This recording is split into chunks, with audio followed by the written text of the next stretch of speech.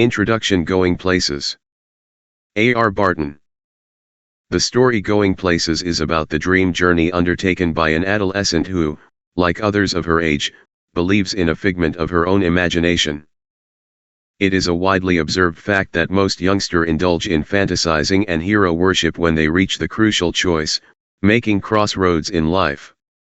At this moment they are on the verge of forging ahead and choosing a career for themselves.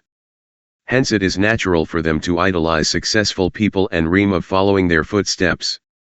But, at times, their dreams drive them away from the harsh realities of life, and when this fact dawns on them, it becomes very tough to come to terms with the blunt truth.